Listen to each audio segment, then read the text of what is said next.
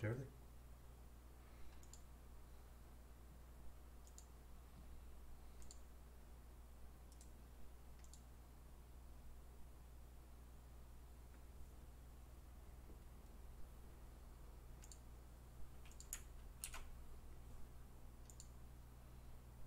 Did you tag me in it?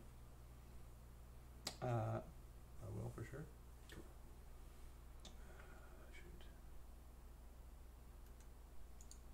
I just literally go to our page.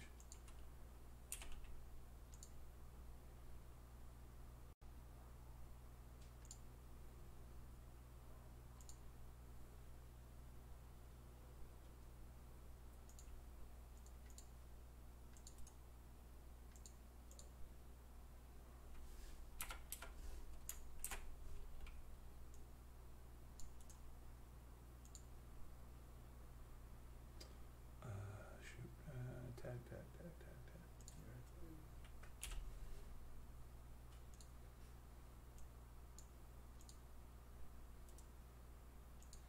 Copy. Share.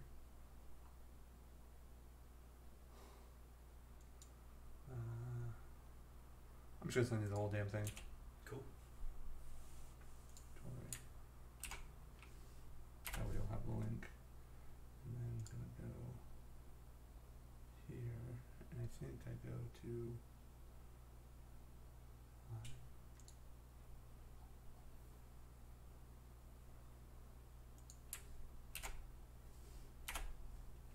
okay.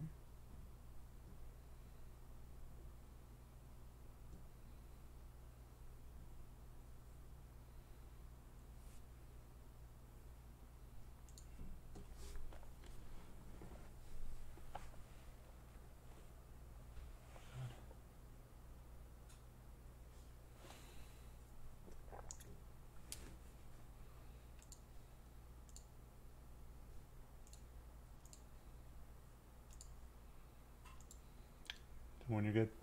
Cool. I'm good. I need to have our list in front of us.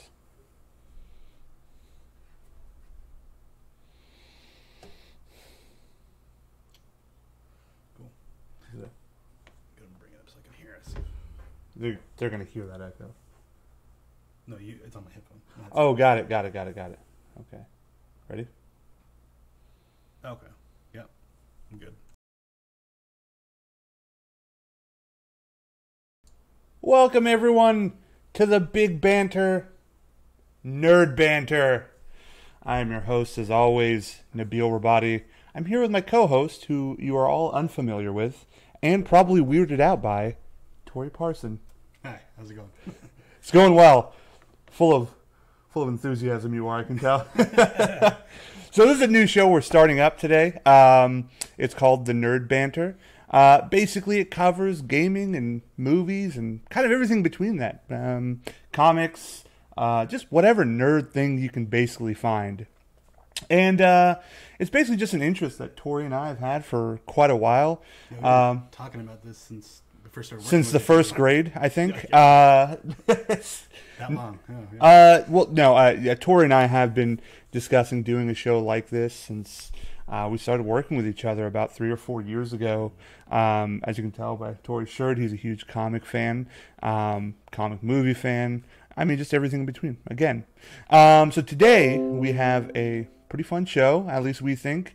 We're going to talk about the state of EA, kind of what's going on with Anthem, Star Wars, ZJ, we hate him. I apologize, ZJ. This has nothing to do with sports. We're going to talk about state of EA, Star Wars, EA Sports, Anthem. What our feelings are on that 2019 lineup of games that are coming out this year. Both of us saw the movie Glass. I have no idea what his opinion is on it, but we're going to give our review of it. I'm going to be as spoiler-free as possible, as well as some, I don't know, mix and mingling of news in between. Save that for the end, and then we can just kind of give a spoiler warning at some point. Do you want to just a spoiler talk about it? Yeah, I think it'd be good if we have time at the end. Yeah. Oh, we don't have time. We already don't have time. We're already pressed on time. So again, welcome to the show. I guess so people feel comfortable with us, Tori. I mean, let's get to know Tori. Tori, where does your love for movies and gaming and comic movies and all that stuff come from? So I've been the first thing I can remember was when I was like maybe like 7 or 8. My buddies had the Nintendo goggle thing. What was that? Oh God, the Virtual Boy. Yeah, there you go. Is that why you're colorblind? Yeah, seriously. Okay. No, that was like one of the first times I kind of remember gaming. Actually, no, I was until earlier than that when I played with I went to my aunt Natalie's place and she had a NES and played Duck Hunt and all the Mario and Donkey Kong games. But sure. But the first console I owned was a Genesis. Okay. I don't know. I remember asking my dad for a Nintendo when I was for Christmas when I was 8. Yeah. For some reason, he got me a Genesis because I don't know. It's all the same to you kids, the right? Marketing got to him, I guess. What is it? Sega does what Nintendo don't. Oh, the 90s. Gotta love it. No, I loved it. Favorite game on there was like Looney Tunes Buster's Adventure. That was like a right. great game. And then also the Aladdin game, which... I guess we all now know how tasteless you are. Okay. So, but then I really, one of the first games I really loved was on the N64 for Legend of Zelda: Ocarina of Time. Never got to play it. I hear it's a classic. Yeah, it's a great game. When I was a kid, I always definitely. I wish I had an N64 personally. I was a PlayStation kid growing up. Except my first memories were of the Super Nintendo and just playing Super Mario Brothers with my siblings. Which I mean, that's like the most generic story you've ever heard. But yeah, it's basically that. The other memory I have is we sat up all night playing Contra 3: The Alien Wars, which love that game. It's basically why I am a huge, and all my friends know I'm an avid collector of retro video games, specifically the Super Nintendo. But yeah, that's kind of where my love for it comes from. And I think like most kids in the 90s, I definitely grew up on the X-Men cartoon show and the Batman cartoon show, and that was like... Spider-Man was pretty good. I mean, but the X-Men one was my favorite, and really just, seeing comic book movies nowadays, it's like I'm reliving my childhood, but like all the best memories of it, which is fantastic. But yeah, I have a huge love for anything nerdy. My girlfriend doesn't. She's completely the opposite of me, and the fact that I force her to sit through these things is she hates me for it, and that's how I know what love is that she sits next to me while I play. Yesterday was my birthday. I turned 31. And most of the day, I just sat there and played Call of Duty. And she sat next to me for like 4 hours just watching me do this. God bless her. She's an amazing woman. Now, what about like story-based games? Because like last night, my wife and I finished Detroit Become Human. Okay. Like usually with big story-based games like that, she'll sit with me throughout the whole playing throughout the whole game, and then by the end of it, like we did it with the Telltale games. Sure. And we've done it with Detroit. So. Not so much on the story-based games. Resident Evil is going to be the first one I play. I usually try not to play video games because our time together is so... we don't have as much time together as we'd like to. So I try not to bore her with too much video games. Usually whenever she comes in the house, she just sees me basically trying to get off. I don't know. I feel like she would probably say something like, wow, that's really dumb. Why don't they just go home? Like, just to anybody playing in any first-person story-driven game. But yeah. Also, speaking of video games behind me, what you have here is Twitch going on, and that is our buddy Manny, Cryptkeep on Twitch, playing Call of Duty back there.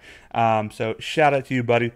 But yeah, so just kind of to segue straight to, I think what we want to talk about was the state of EA. It's kind of our big story. You know what? Actually, before that, I kind of want to talk about being at PAX. I was there for just a day. It was amazing. Got to meet so many awesome people. Redline Gaming, Bearded Tater, a few others, and of course, I had my buddy Manny and Jackie there, just first class, just introducing me to people and just kind of hanging out with me all day. It was awesome. It was awesome meeting that many streamers. I got to play Jump Force, Shonen's game. First off, it's smooth, it's amazing, it's gorgeous. Except there's so many sparks and lights and everything happening. Like me and the person I was playing against, we had no idea what was happening. until like it was done. And it was still really fun for what it's worth. Easy to pick up and kind of intuitive, and button layouts are simple. Was it kind of similar to the Final Fantasy's fighting game they came out with a while back on the PSP? Dissidia? I never actually played Dissidia. But I know it's kind of popular, but it was also kind of a disappointment back in the day. Didn't they come out with it on the consoles as well? They might have. It's like a re-release. I'm not sure. Sure. That was when it was on the PSP. I remember they were also talking about having like 13, the Final Fantasy 13. I think it was Dissidia, which was supposed to be a fighting game directly associated with Final Fantasy 13. Okay. But that ended up getting canceled, and it all became part of like Final Fantasy 15 and all that junk. Wonderful. Okay. So let's just kind of jump into it. The state of EA. As it's kind of been the last couple years, I feel like sometimes they take a step forward and then like 2 steps back, right? Let's take, for example, they signed their deal with Disney to make Star Wars games. You see a preview of it. My God, honestly, for being kind of middle of the cycle for next-gen gaming, for the Xbox One, PC, and PS4, it looked gorgeous. And it presented itself in such an amazing way.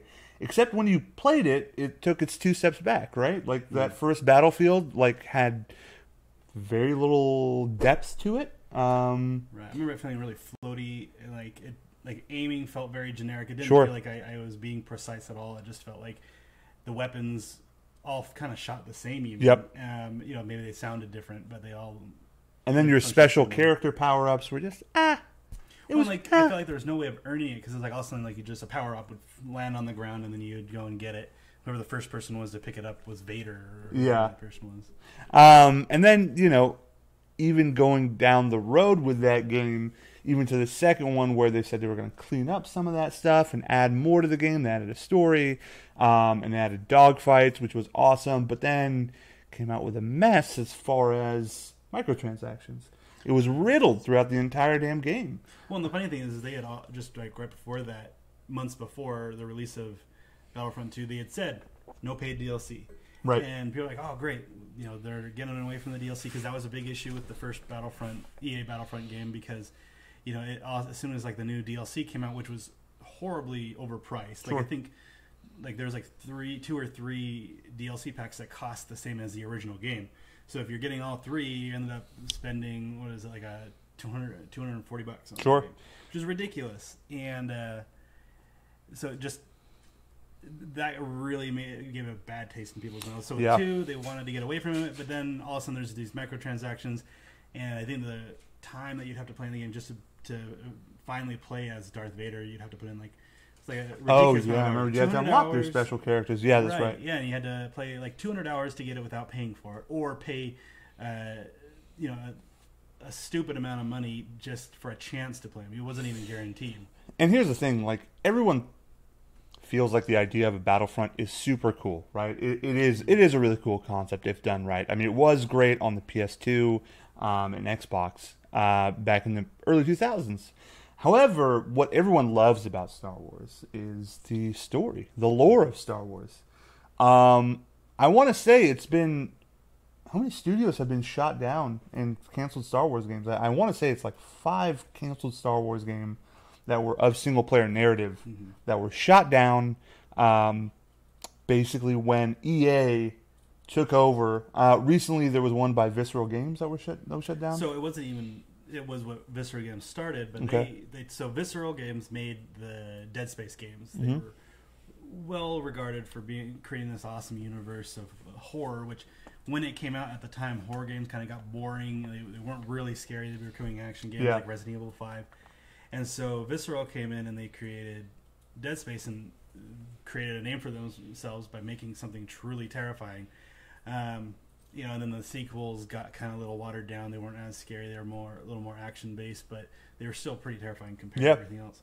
Well, after EA acquired them, which people already saw horrible things happen with Dead Space 3, because that was riddled with microtransactions. They ended up putting them on a Star Wars project with Amy Hennig, who was one of the lead writers for the Uncharted games, to to come on and write the story for it. And people were really excited for finally another great story game in the Star Wars universe. Something like what's it called? The Star Wars Knights of the Old Republic series. Okay, they're amazing games. So it was just a huge disappointment when they ended up canceling their game. But before they even canceled the Visceral game, they closed Visceral down like about a year ago. And they said they're going to continue working on it with another studio, but now they just canceled it. So, I mean, is there a way for Disney to get out of something like this? I'm sure, we don't know what's on the contract that they have, but I'm sure there's some kind of escape clause that if they wanted to get out of there, they could. Does Disney want to get out of this is the question. I think they do. The whole thing with the microtransactions associated with Battlefront 2. Sure. There were reports that there was a conversation between someone at Disney and someone at EA, because they were being accused of encouraging gambling using the Star Wars license, and they did not like that at all. And you saw that they ended up removing it, changing a lot. I was really interested in Battlefront 2, but once, hearing about all these weird things and just having, EA's dirty hands on it, I lost interest in the game and never got around to playing it, unfortunately. So, for me, it's one of those things where it kind of affects me when I see that EA is coming out with other games, like Anthem. It has me completely fearful to actually get the game. I know my buddy, again, Manny, has been trying to get me to get excited about it. And he's letting me know that it's different, and they're trying to kind of keep you up to date with what they're doing to the game. There's a lot of transparency, which you can appreciate. But transparency doesn't mean that it's good. And, from kind of my understanding, it's sort of a Destiny clone, but with mechs or mech suits. The thing that really excites me, though, with it is that BioWare is who's making it, and they're really associated with storytelling. Yep. Which, whatever, they made Andromeda. But it was a different group of developers still under the BioWare umbrella. But they did bring Casey Hudson in, who was one of the original people from BioWare that helped create Knights of the Old Republic and the Mass Effect series. Sure. He wasn't associated with Andromeda, which sucked, which is one of the reasons why it was such a horrible game, I'm sure. Something I actually heard at PAX this weekend was that, so they started out with that team, with their kind of A team, their first team on Mass Effect, and EA made them all move from Mass Effect to Andromeda. Yeah. Why would they do that? Why would they give up on Mass Effect like that? Because when you look at the game, it looks like it had all the right pieces to be a gorgeous game, potentially a fun game, but then it just turned into this weird platformer with awful facial effects. Yeah, and I'll say, I could probably deal with the horrible animations, but the thing that really kept me from moving forward in the game was, like you just said, the platforming. Sure. I played the Mass Effect games. There was no platforming in them before. And not only that, but it wasn't just platforming. It was bad platforming. Yeah. It was horrible. I remember in the very beginning of the game, there's a section where I have to find a crashed ship, and there's a ravine. I have to jump over it, and then the rocks aren't even level. And I remember sliding down the rocks multiple times just trying to get over there. And it didn't feel challenging. It just felt stupid. Okay.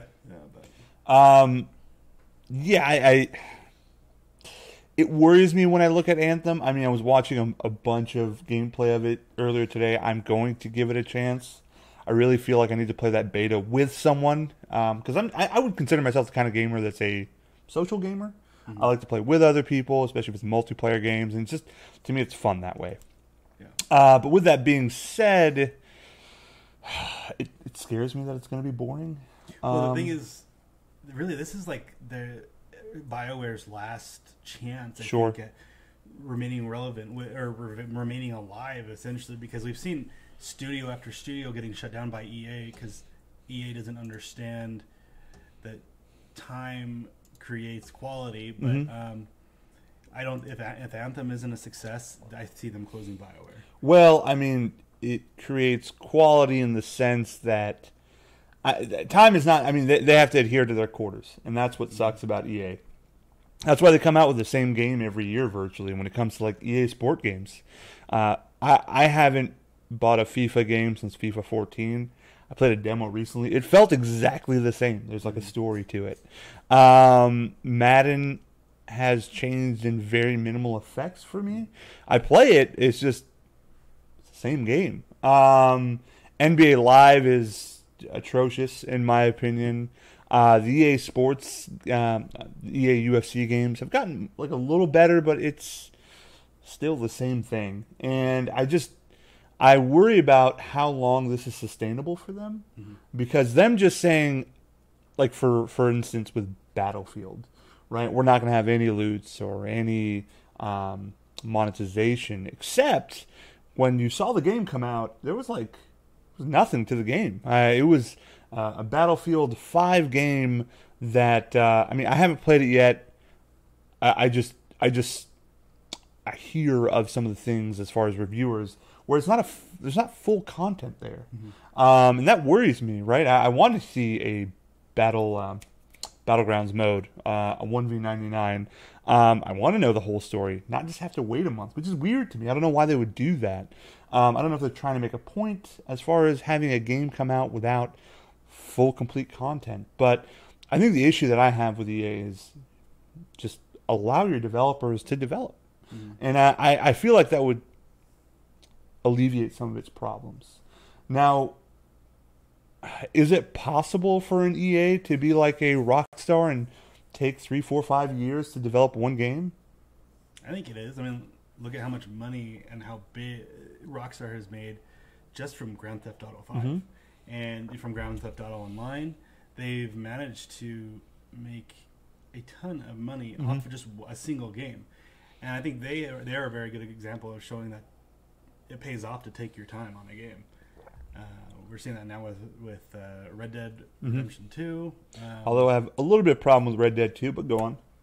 Yeah, and so we know it's possible. Sure. We know that if they take their time on it, that they will create money. I think what they're fearful is putting all this time into it and having a flop. I mean, if you look at Konami's games, Hideo Kojima, great guy, great creator. He makes fantastic games, but they're expensive to make. Yep. And the whole reason there is that drama between him and Konami and them firing him and trying to belittle his name, remove his name from the creation of Metal Gear Solid, or Metal Gear 5. Yep. It's just because they had some animosity towards him. I think it's because the game started with a budget of, I think it was like 90 million. It was under 100 mil, but it far exceeded that. And there was, if you played the game, spoiler alert, the ending was not very good. Because it was an unfinished game. It was an unfinished game. They kicked him out before they could finish it. There was 3 chapters to the game, and you couldn't completely flesh out the game. The game started out really strong and great, except when you beat the game, that ending was terrible. In my opinion, where it kind of I see where the cleverness is of the game, where Hideo Kojima is almost like a M. Night Shyamalan of gaming a little bit, where he tries to kind of steer you in a different direction when it comes to the ending of the games, because there's a point to be made. This one was not really as fleshed out, and you could see it. Now, maybe some of that's on him. I think you have a budget of what this game is going to cost you, right? You should know how to flesh your games out, especially after so many years of working in the industry, within the budget that you're given. And I can see where Konami is upset.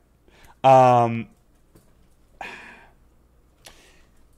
my opinion, I see it from both sides. The point of any company is to make money. And again, I see where Konami's upset, especially when you work in corporate America like we do. You just see how that sucks for them.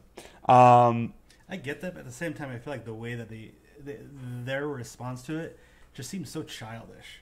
I mean, sure. Get the game out there, let it finish. If they didn't want to wait any longer to put it out, give him a solid deadline and then release whatever he had.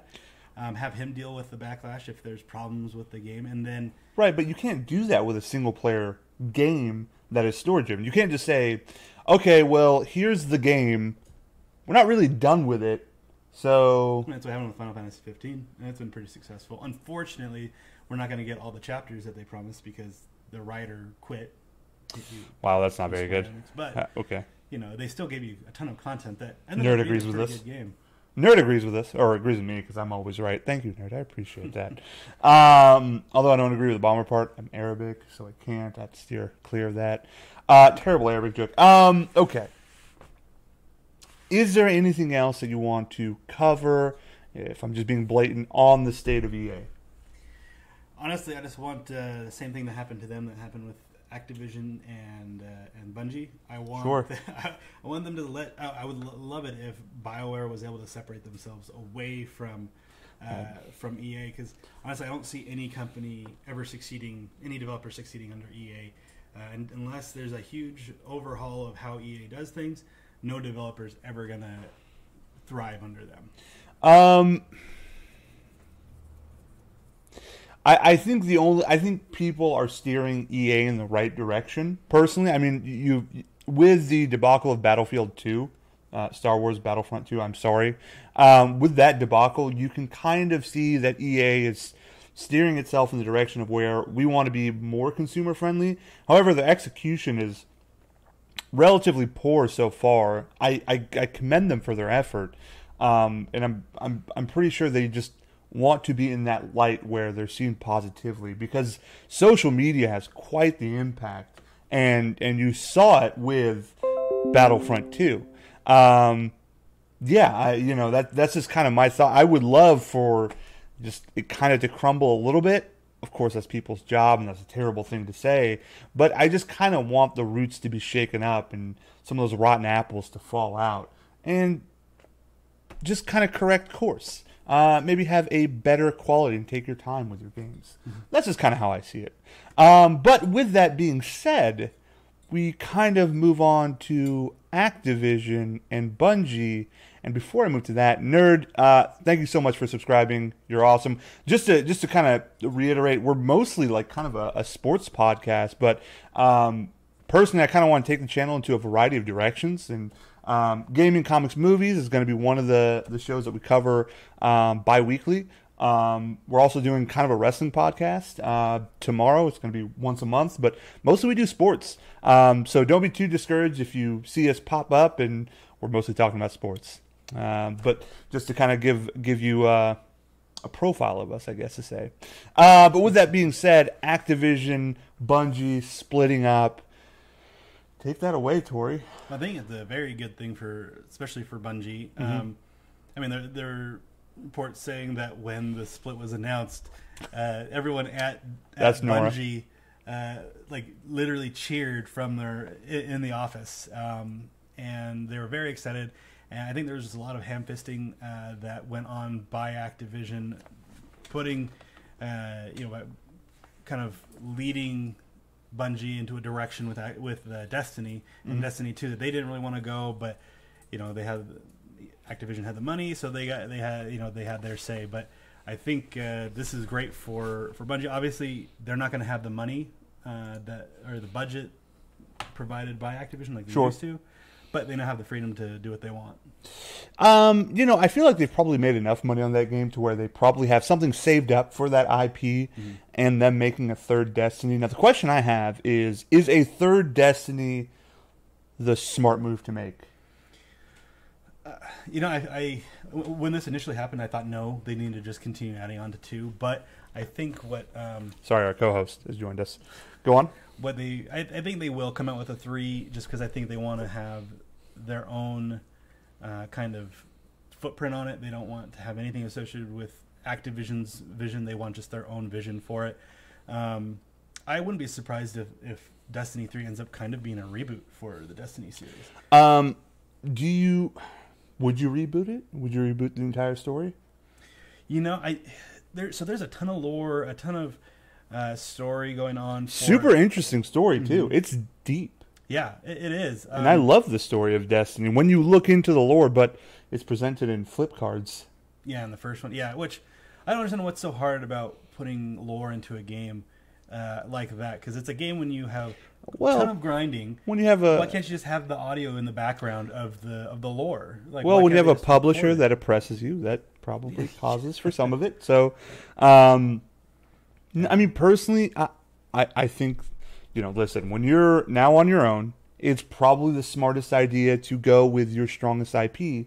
I think people who've played Destiny 1 and 2 actually like Destiny.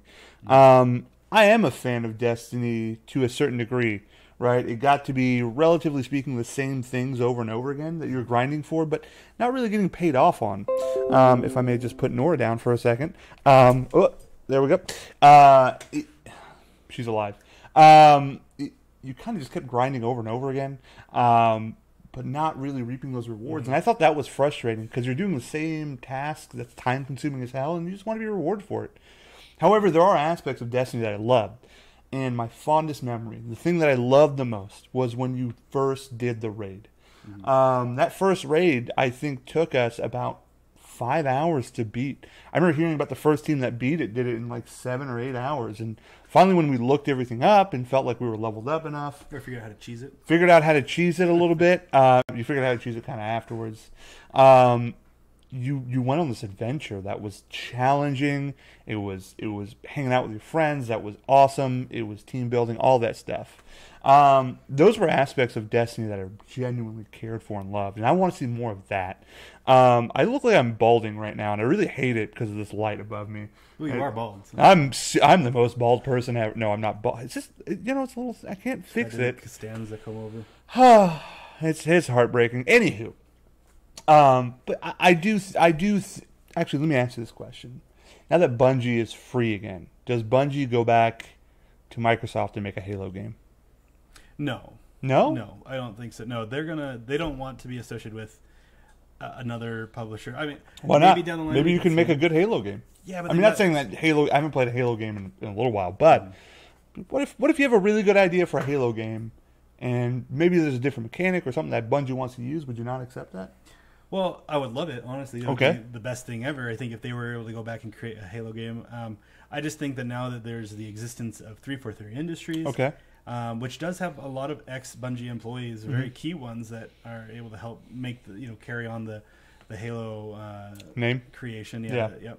But I think what we're going to see is a very independent Bungie that's going to do what they want. Sure. I don't think they want to make the decision to go into any kind of partnership or ownership or contract where they are forced to do something by another publisher.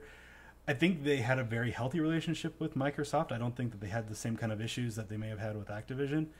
I just don't think they want to give a chance for that to happen to them again. I feel like they would be smarter than to go into a deal where they're exclusive, but I think they would do a one-off game. I mean, if you have enough developers there that know what they're doing and kind of have an idea of what they want to make, honestly, why not? If I was Microsoft, I would look into heavily trying to acquire them, but that's just my opinion. For Microsoft, it would be super hard to get any leeway from 343 Industries to get any Halo game. I guess that kind of echoes what Tori just said. I just think it would be kind of an interesting idea. I think it would probably give Halo fans like an excitement again that Bungie's coming back and the original creator is just coming back to make this game. I like to look at it from perspective of how can maybe Microsoft be a little more competitive and also Bungie stay on their feet, because I know maybe both of them might need each other but don't know it yet. That's just my opinion. Now, I'm not sure where I read it, so I don't have a source for it, but I remember I was recently reading somewhere that they were talking about that Bungie may have split themselves into two teams. Okay. So you're going to have one team that's continuing to working on Destiny 3, I'm guessing, and then another team that's maybe working on whatever the next IP is that they want to create, which would be really interesting to see. It may be something that will be supplemental so they can create income, and maybe they will create a smaller game that does have kind of a microtransaction thing just to help fund the game. I mean, here's my question. Do you think people nowadays that hate microtransaction think that there will never be a microtransaction, like a timeline where there's no microtransaction anymore? Do you think? No, just because with the increased budgets of games, I don't see there ever being a... Are you okay with microtransactions? I am if they're done right. I am too, honestly. Yeah. I don't think there's anything wrong. Here's the thing. At the end of the day, it comes down to human choice, right? You can buy something or not. That's like, you can't go to Sears and be offended that Polo is making clothes. Like I don't, you know, I'm sorry, that's probably a poor analogy, but you have the choice whether you want to buy something or not. Now, in my opinion, if it takes away from a game, if something's not completed on purpose, so you could buy this DLC or whatever it is, that's where I have a problem. But I'll use, for example, Call of Duty right now. Just basically, in my opinion, uses their game just for aesthetics, for just different costumes and reticles. And some of the stuff, I mean, I think 2 weeks ago they had a reticle that was just a red dot, and they charged you $1 for it. Which was a smiley face, wasn't it? No, it was literally a red dot. Oh, really? Yeah, it was like a pink dot or something like that, and they charged you $2 for it, which is really dumb. But at the same time, I'm okay with microtransactions. I mean, sometimes I want a different look or just to have a different costume. But that's as far as the extent that I'll go. I think if after a story is done and it's over with and you want it to start a different branching story with the same game, I'm okay with that. Kind of like what Red Dead Redemption did with Undead Nightmare. Mm-hmm. I think that would be cool. I'm okay with that as well. I think more recently, look at what Sony did with Spider-Man for the PS4 is they had that complete story from beginning to end. It was a complete story, and then they have their DLC, which is its own thing.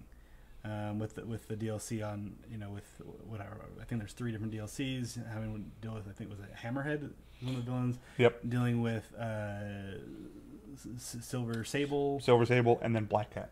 Okay, yeah, and Black Cat, and it was very separate. No, I know that they reference it so that it fits within the game, because there are times that I know Silver Sable near the end of the game just takes off, and I think that will connect to it. Sorry, I just laugh every time Nora comes into the shot. She just wants to be seen. She wants to be loved. That's it. Yeah. She wants microtransactions for her. Yeah. Via pets. So I lost train of thought because that dog really got to me. I'm so sorry. I think the best thing in multiplayer games is if you're gonna have microtransactions for it, it needs to be purely cosmetic. The moment that it affects gameplay or gives you an edge is when it's a problem. For example, I think Epic has mastered microtransactions with Fortnite, both with their season pass, which is an initial $10 up front every season that gets you access to earning stuff, where it kind of feels like you're earning it when in reality you have paid for it, but you have to earn it as well. And then they have just straight up purchases, which I will say $20 for a skin is. If you would have asked me a year ago, I would have thought you were crazy, but it's become so regular that I'm seeing people buy it. Still kind of overpriced, I'll be honest with you. Hey, I'll say I have the Valentine's Day skin for the the Stone Angel. I see very few people with it. I'm well worth the $20. No, I'm just kidding. That's probably a dumb $20. No, it is a dumb $20. I agree with you. Again, nerd. If a game is done right with DLC, I think that's just the point and what everyone would be happy with. You can have microtransactions and DLC if it's done right within a game, but if you're just trying to give us an incomplete game, it feels like you're robbing us. I mean, you wouldn't buy a T-shirt with one sleeve, would you? That just doesn't really make too much sense. It's the same thing. It's just buying jeans without a zipper. Then you're just really your fly's just going to be out the entire time, and that's just embarrassing. Honestly, really, it's embarrassing, especially when I buy jeans without zippers on them. Okay. Sorry, that brought me back. But back with Activision.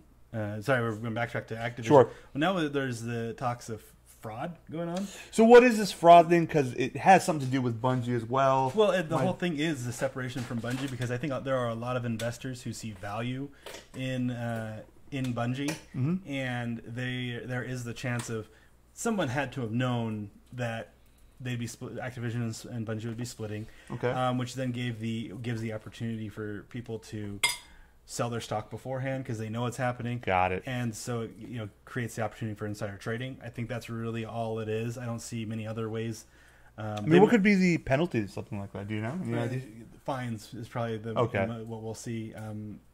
There's also the idea that there are investors that may be mad because they didn't know that, but they probably liked having Bungie on board and liked having that asset and IP, right? And seeing the separation to them probably looks like a really bad thing, and there's probably value there that they were anticipating getting money back on when that they're not going to. Did you see this coming? Did you think that Activision would split with Bungie? No, not. Yeah, I didn't. It came out of the blue for me, honestly.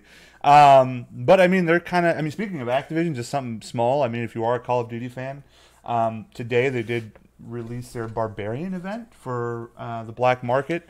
So there's that piece of news. When they also released a pretty popular gun, which is the KN. No, it's not the KN. I don't have the name, but it's an automatic pistol. It's really popular in Black Ops 2.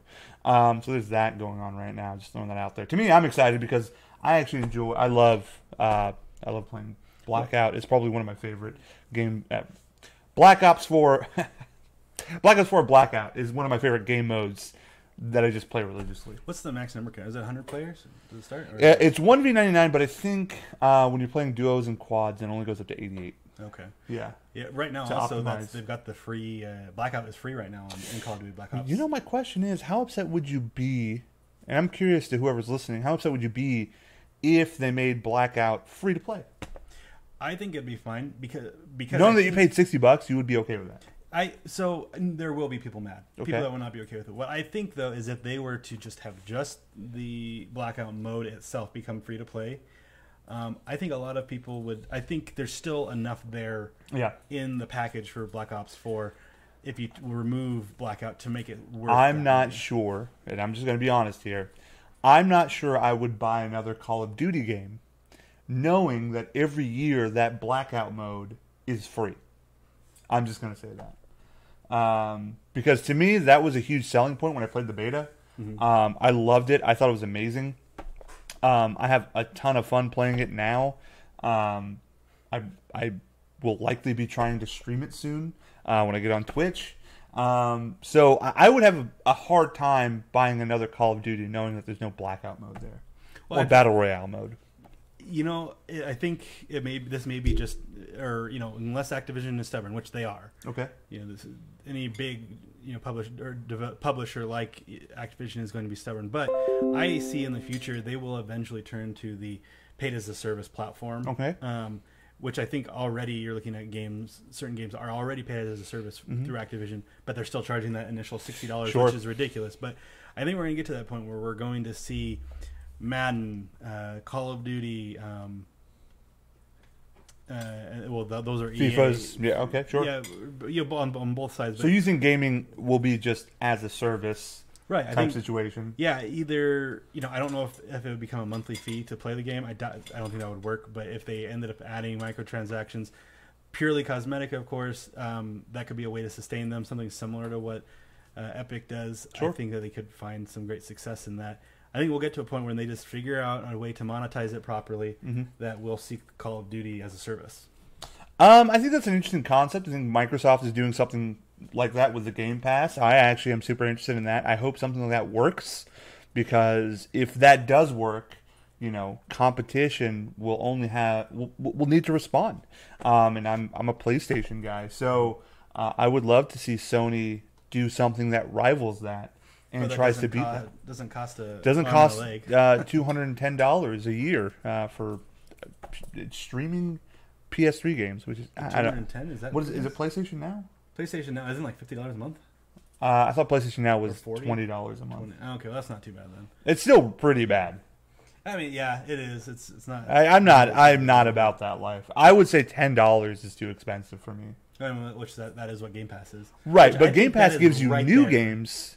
Right. PlayStation Now does not. PlayStation Now just gives you the ability to play older games, and then some PS4 games. But in my opinion, I think the service is not equals what you pay. In my opinion, it's not consumer friendly. I totally agree with you. I think Sony's just being greedy in that situation. Oh yeah, and I think because again they're stuck. They're stubborn. They're stuck on what has traditionally worked for them. They worry about trying new things, which is actually one of the best things that's happened with Microsoft being in second place. Sure. Is that it's forced them to be creative, innovative in some way. Yeah. Initially, because I've usually been more of an Xbox person than a PlayStation, but I don't consider not playing one. I own both a PS4 and an Xbox and a Nintendo Switch, and I have great time on all consoles. But I initially, wasn't too happy, how big of a difference there is between the two games or the two consoles and their success. But I'm actually very happy that Microsoft's been in second because they're doing things.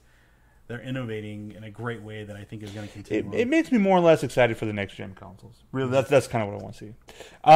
So kind of just wrap this up. Any other gaming news you wanted to cover? Anything you've seen recently that you're like, that sparked my interest?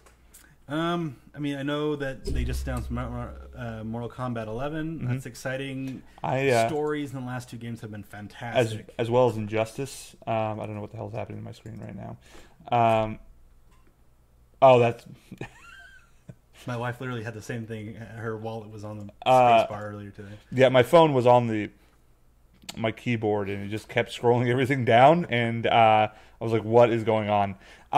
So, yeah, MK11 looked great. Looks beautiful. I love the story mode. It's one of the rare fighting games where the story mode in those games are actually, like, fun, and you want to just keep playing to see where the narrative keeps going. And it really just started with MK9 and going back in time and creating a whole new narrative. And MK10 was pretty good as well, I think.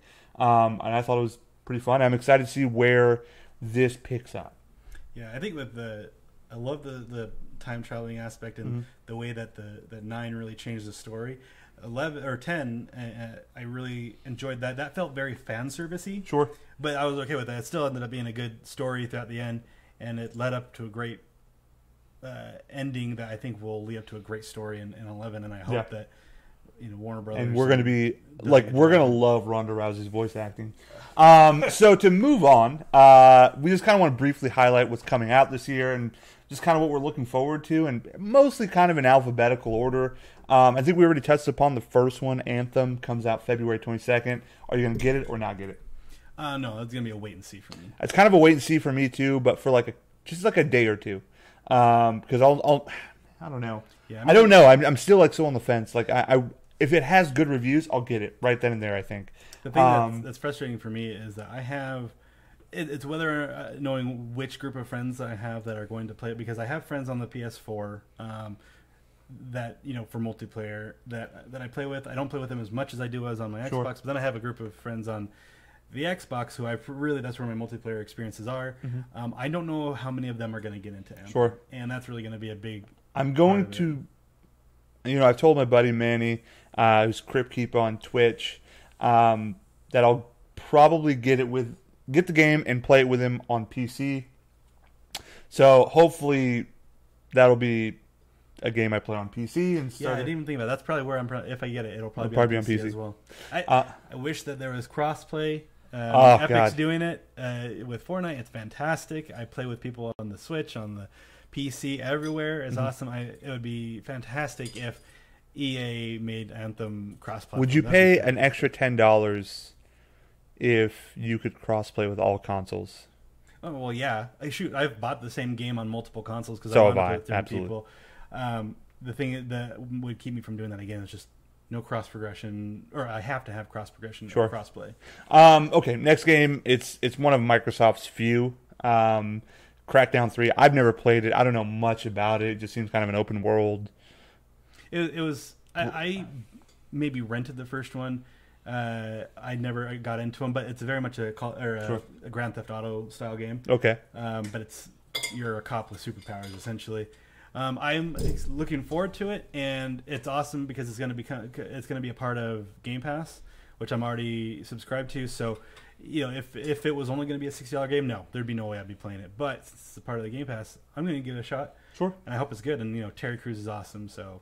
Yeah, who doesn't love Terry Crews? If you're on Twitch right now, check out Red Overdose. He is a guy I met at PAX. He's an awesome streamer. Plays Sea of Thieves and a variety of games. So if you're on right now, go check it out. Next game, Crash Team Racing Nitro Fueled. Now, I heard back in the day this was like quite the game to play. Hopefully it's pretty good. Don't really have much an opinion about it. If it's fun, I'll get it. Your thoughts? Yeah, probably won't pick it up. It's a game that I'll probably enjoy playing with friends at their place, but it's nice to see another kart racer coming out besides another Super Mario Kart, which it's are been the fantastic. same game for a couple of years, but but they've had no competition for a long time. Absolutely, so, yeah. I mean, there was Sega's Sonic Racers came out, but which are coming out with another one, which they're fun. That was free on Xbox Games with Gold, I think, and my kids love it. I play with them. I still don't understand why Sonic is in a car, but Absolutely. Why is he not in a car? He has feet that is faster than whatever. Next one, Days Gone. I'm looking forward to it. I've looked into it a little more. It's not really a zombie infestation he's fighting. They're more like, they're called freakers, and it's post-apocalyptic. But I mean, they're zombie-like, I guess. I don't know. What are your thoughts on the game? It is another zombie game. Okay, I think let's just call a spade a spade. So. Yeah, I think it's what we're gonna see is a difference in how they react, because they Sure. run in these hordes that just, it's crazy. I feel like it's gonna be a Bulletstorm game almost. Yeah. But I've actually heard that the developer has kind of backtracked on that. They don't like the idea of it being bullet spongy, so they may be altering the gameplay. But it looks good. And Sam Witwer is the main character. I enjoyed him in the Star Wars Unleashed games, so that will be good. Let me ask you something. Do you think they might have changed the narrative of the game since they saw the video game Last of Us?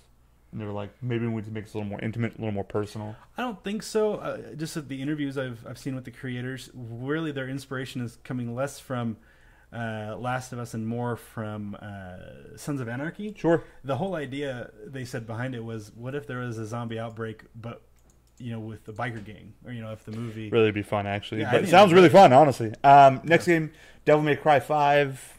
You know what? I mean, never been into those games. Never really been to hack and slash. If you're into it, boom, you got it. New Far Cry is coming out, as far as probably a DLC, a New Dawn. Gears 5. Is this going to be a savior to Microsoft and its woes? I think it'll be a solid game. I feel like, I don't know, how long was it when Gears of War 4 came out? Because I want to say it was like 4 or 5 years ago. Okay, so I guess there's been enough time for them to have time to build it. I don't know. It's starting to feel like that's a game that's the same game. Well, not the same game, but like it comes out often. But at the same time, it really hasn't. They've had time to work on this game. So I hope they add a different aspect to the game, something that doesn't make it the same game where you have your chainsaw gun and you're covering and you're shooting and blind firing and blah blah blah. So what I think what the coalition, or what really I should say, what Microsoft has learned with their games, with Halo and with Gears, I think what they're learning is, if you can't change the gameplay, which I really don't think you need to, because very tight gameplay, very good, very competitive, they realize that they need to create a really good narrative around it. I think we're going to see the same thing with Halo. I don't think we're going to... I may actually see that they may be taking away certain aspects of Halo's multiplayer away in the next Halo game, just to simplify it, because too many factors were being added to Halo 5. But I think they're going to start focusing a lot more on story, because that's what is going to be different. That's what's going to make it unique. And I think that if they just continue to make the multiplayer solid like it's been, I think it'll do well.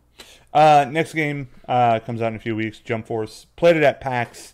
Really fun. It's anime's version of Smash Brothers. Basically. Not so 2D. Really 3D environment. Think of it like Dragon Ball Z Budokai, or it was Budokai, or is it Tenkaichi? I can't remember what it was. I haven't played any of those. Whatever. Just think of it like the 3D fighting Dragon Ball Z games. It's like that, but way smoother. Looks really pretty. Simple as hell. I think anybody can pick up and play it. Next is Kingdom Hearts 3. Comes out next week. I'm not really... I don't feel one way or another about it. Hopefully it's good. If it is, maybe I'll check it out. If not, I think I'll be stuck on Resident Evil 2 HD remake.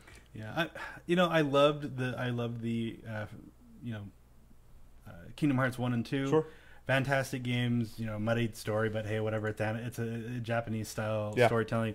Loved it. But I don't know. I'm not excited for the game anymore. I was a year ago. I was super excited. Was this ever delayed?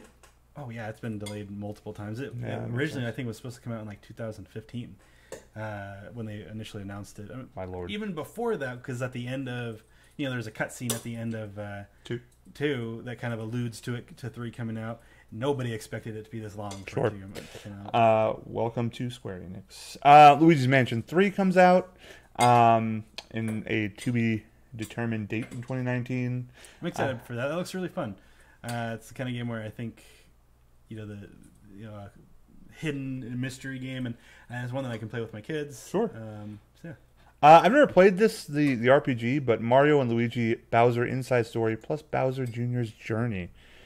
That's a mouthful. I hear they're fun games, the Mario and Luigi RPG games. Really interested in them. Really don't have much of an opinion outside of that. Yeah, I don't know anything. Okay, cool. Marvel Ultimate Alliance 3: The Black Order, which looks to be basically the Thanos storyline. Mech Warriors, that's a thing still. Sure. Metro. MK11, as we mentioned. New Super Mario Bros. U 2 came out about a week ago.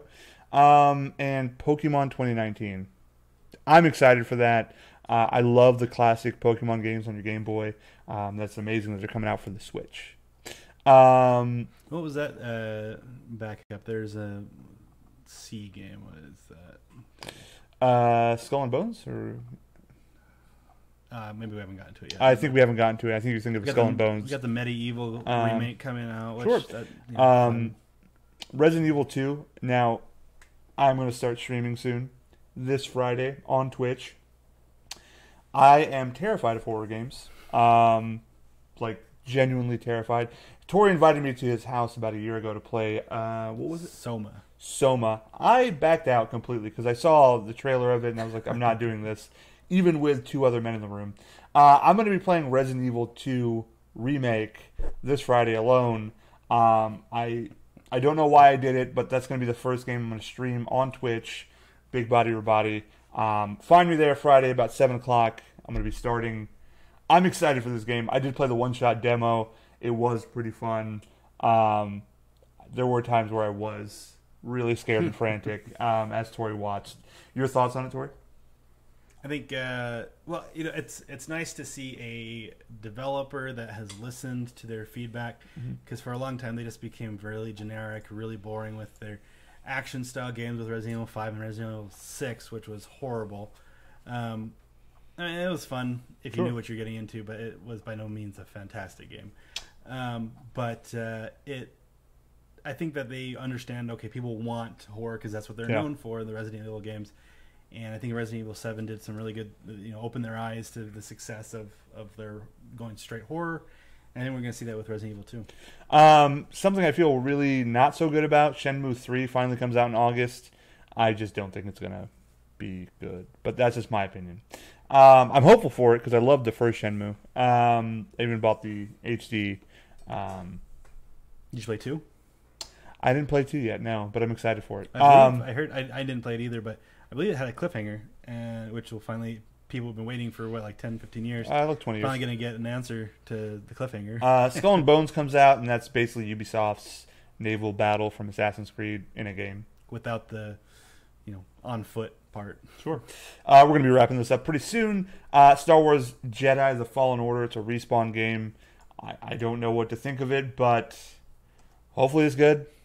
And lastly, The Division 2. Are you going to be getting that? It's going to be another wait and see for me. I played the beta of the first one.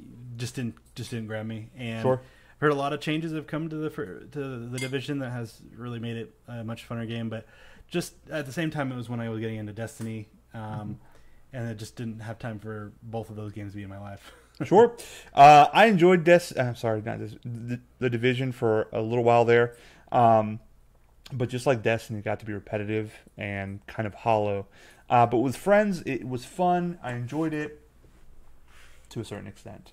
So I'm hopeful about the Division 2. I know there's a lot of transparency there. They're doing a lot of changes to the Dark Zone, to multiplayer, to the story. So hopefully it's good. I have my hopes up for it. So that just kind of wraps up the new releases this year that we just kind of think are highlighted. And lastly, before we wrap things up, we both saw the movie Glass. Tori, what are your thoughts on it? Did you like it? Yes, no, real quickly. No, I did not enjoy it. Wow. Okay. One of the things, I was squirming in my seat so many times watching it. I hate seeing characters on a screen make dumb decisions. Okay. Which I get it. They're human, but sure. At the same time, when common sense isn't played into the thing, I really hate dumb decisions being made.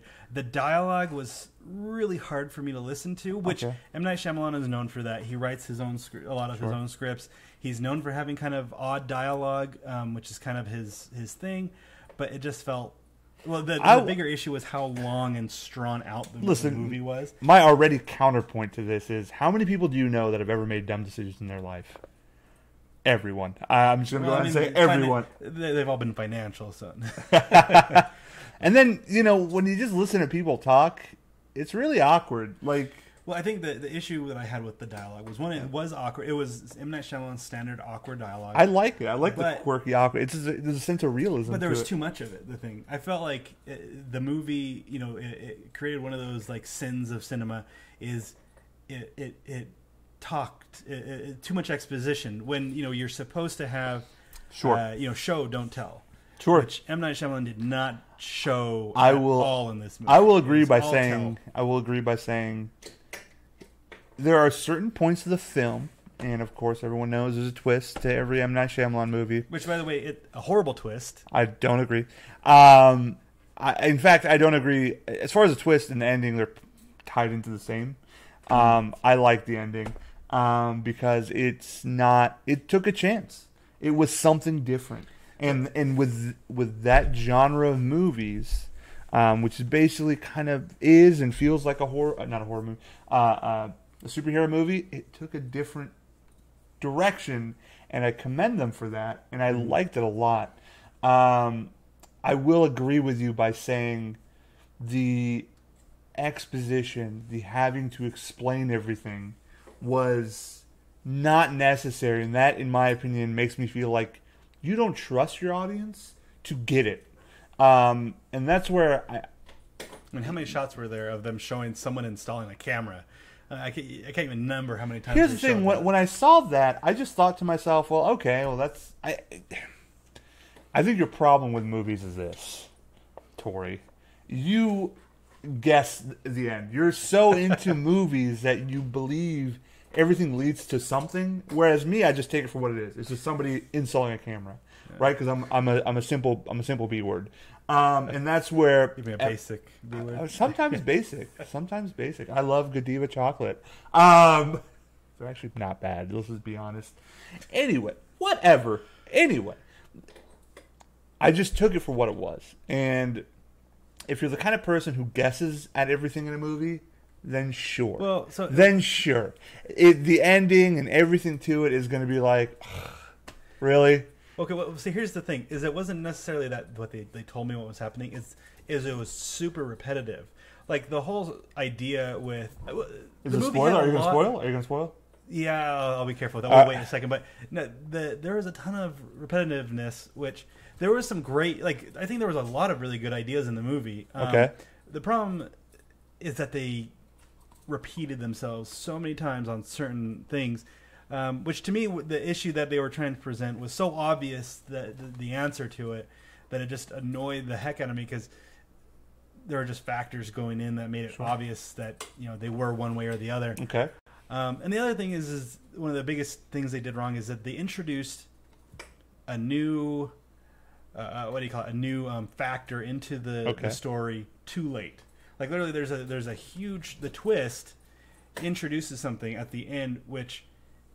It's a great twist if done right, but it wasn't introduced in like maybe the last 15 minutes of the movie, and I could care less about that twist. Right, but it kind of falls in line with the story. Like it wouldn't make sense to reveal that certain something in the middle of the story because everything that led up to that point would then just be like, well, that just took the air out of everything. Well, yeah, but they could hint at it. They didn't at all hint at this throughout the whole thing, so that then you could like go back and like, oh, that's why this was that way, or oh, that's why this thing happened. Sure. Nothing. It wasn't. It does kind of, if you watch it again, the narrative being driven by one character would then be obvious as to what this person's doing. Yeah, but the idea. If you now watch the movie, what the idea being driven by that character was idiotic. Idiotic is a perspective taken. That's subjective. Everything in any movie is idiotic.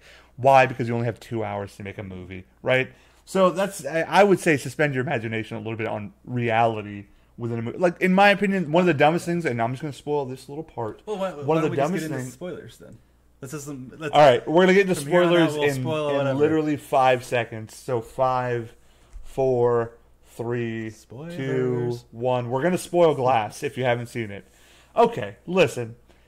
I think one of the dumber things was with Kevin Wendell Crumb.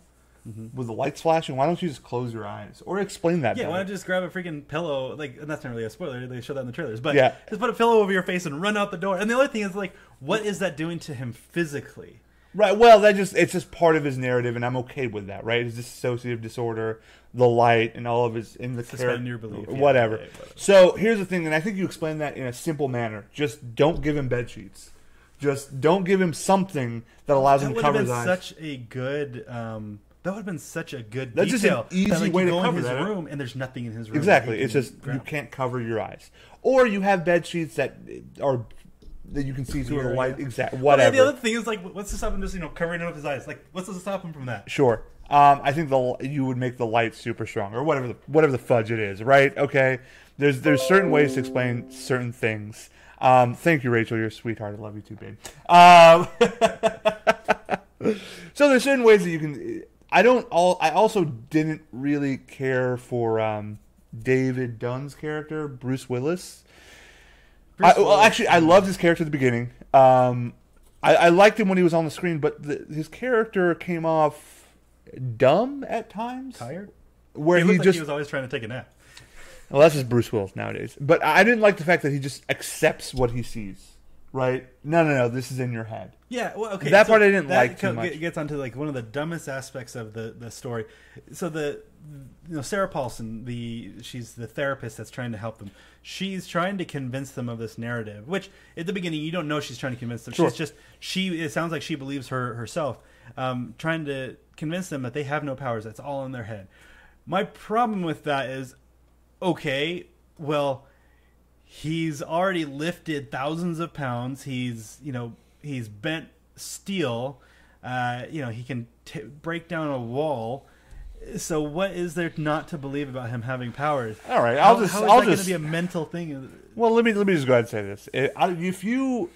If my girlfriend gets angry, she can bend steel too, just to get to me in my throat.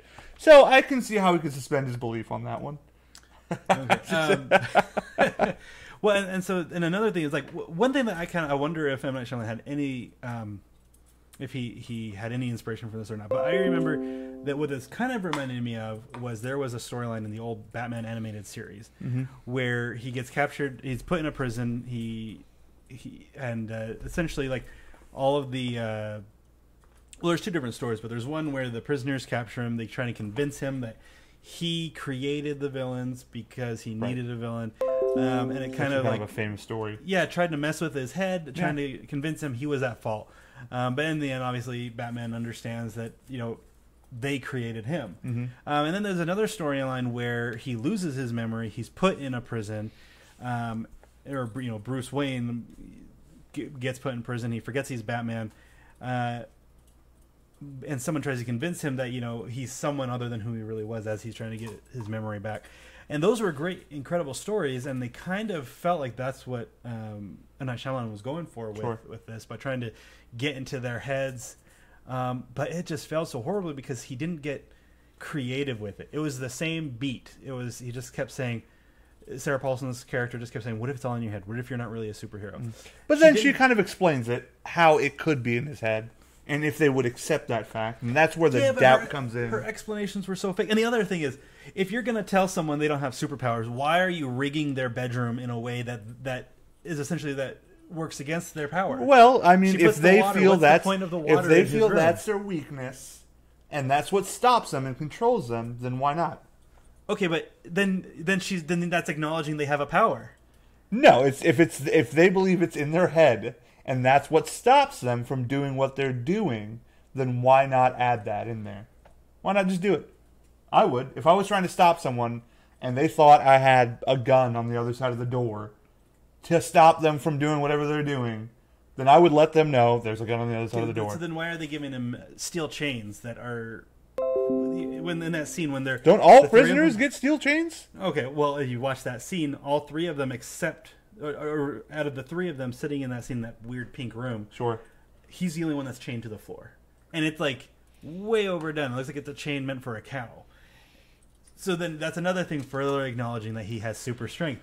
So just that whole idea is like, okay, The idea is great, but man, they like spent way too much time on it. That second act of them being in the asylum. The first act was wonderful to me. Oh yeah, that got me excited for the story. The first act was fantastic. Him, the kind of cat and mouse thing between, Bruce Willis's character and the Beast was fantastic. And but then the second act was just stretched out and just got so repetitive that I didn't. I got sick of it.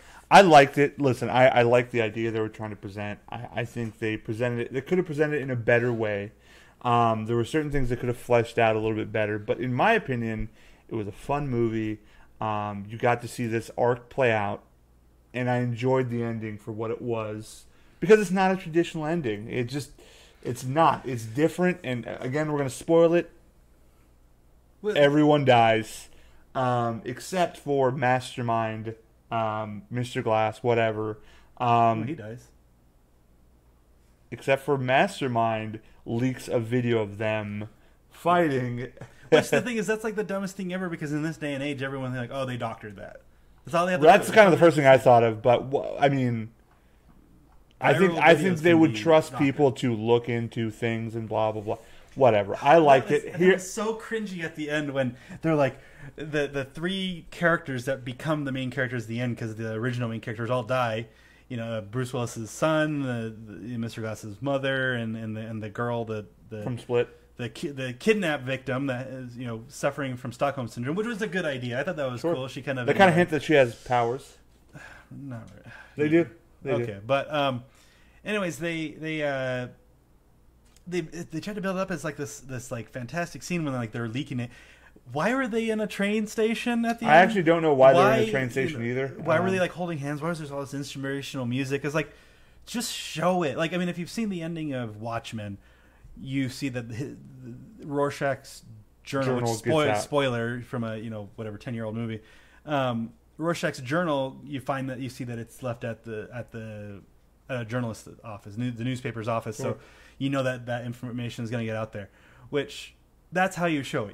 All you have to do is imply it. You don't have to give this 10-minute scene of the most cringy I don't shots. think they had to do that. I think if all they had to do was just show people watch the video as it uploads on YouTube or whatever it is. See, then my thought is people are going to see it and they're going to be like, oh, cool, and then move on to the next video. Well, no the point is they're going to be amazed at it and all that stuff, and that's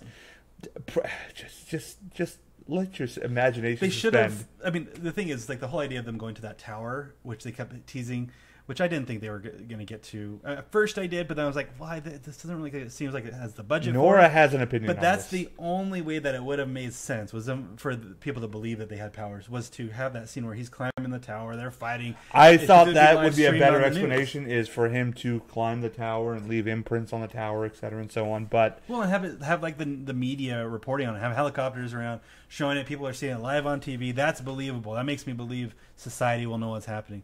But now here's the thing. There's a good idea that was poorly executed, and that is the secret society that shows up to kill them. Which I thought was cool. But they showed up too late. They literally showed up in the last 15 minutes of the I just thought that was perfect timing for them. But it's a whole new thing you have to. It introduces a whole new thing into the story that I really could care less about. I see it, and I just wanted to know more about them.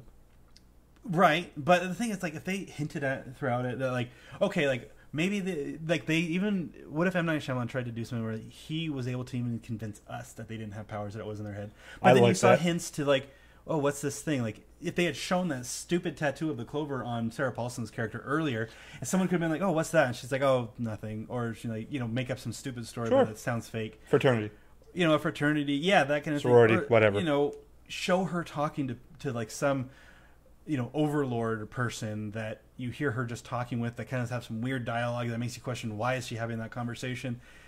Or talking about how she needs more time, which by the way, 3 days to correct them, such an arbitrary number. It was a weird number. But it was a factor that was introduced way too late.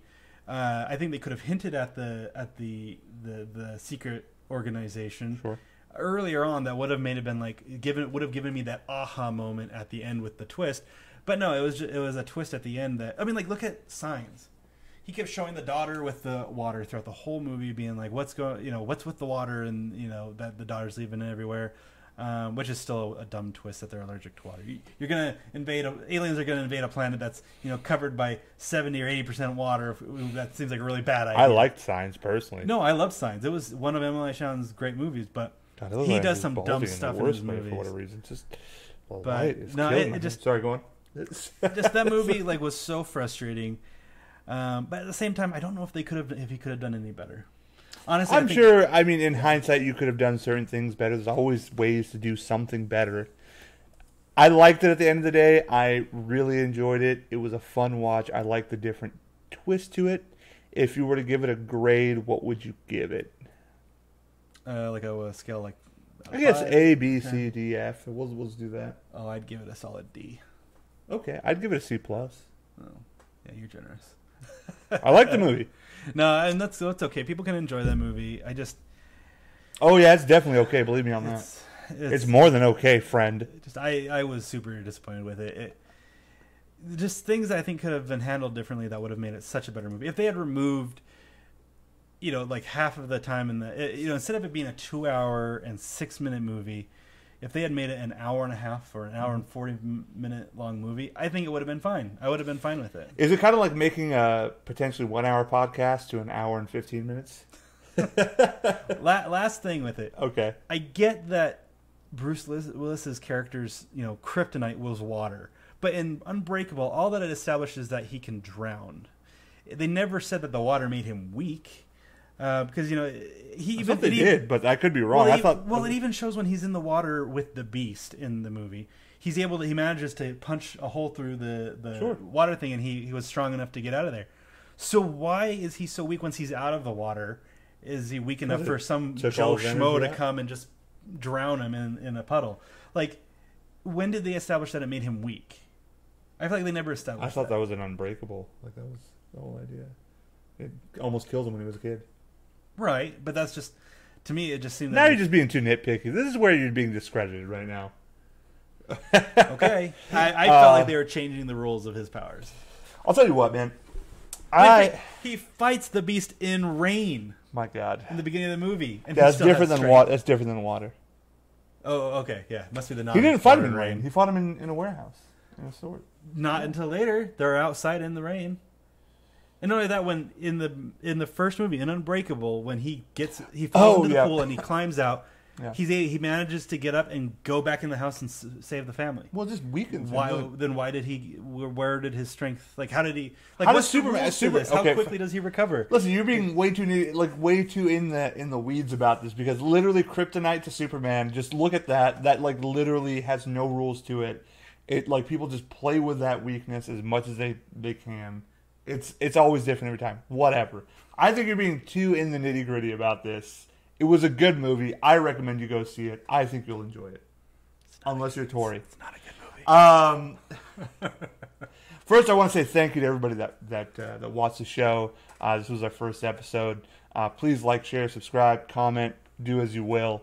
But most importantly, whether you love us or hate us, I really appreciate you watching and listening. I'm your host, Nabil Rabadi. Tomorrow, we will be doing a Big Banter show called Heel Turn. And basically, it's a wrestling-centric podcast where we're going to preview the Royal Rumble this weekend. I want to say thank you to Tori for joining me on this first episode. Tori, you got any parting words for us? If you want to engage in any questions or you got any, you want to discuss more about anything nerdy, you can hit me up on Twitter. Tori Parr, it's TORYPAR, or at Tori Parr on Twitter. Hit me up. I have a YouTube channel as well. It's just Tori Parson. I really am not terribly active yet on it, but check out some of my stuff. Sorry, 1 second. Hey, Nora, come here. She has this obsession with the water bottles. I need to just move it. I don't.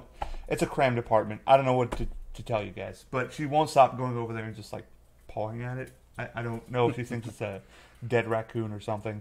Last thing I want to mention, on top of the show we have tomorrow, this Friday, catch me on Twitch.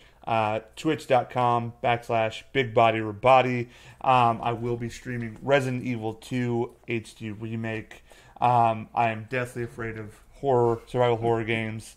So I hope you enjoy it and how scared I get. I'm basically the elephant in the room, afraid of a tiny little spider. But again, thank you for joining us today. And, have a great rest of your week, and we'll catch you guys soon. See ya. Bye. Oh, it's good. Enjoy that.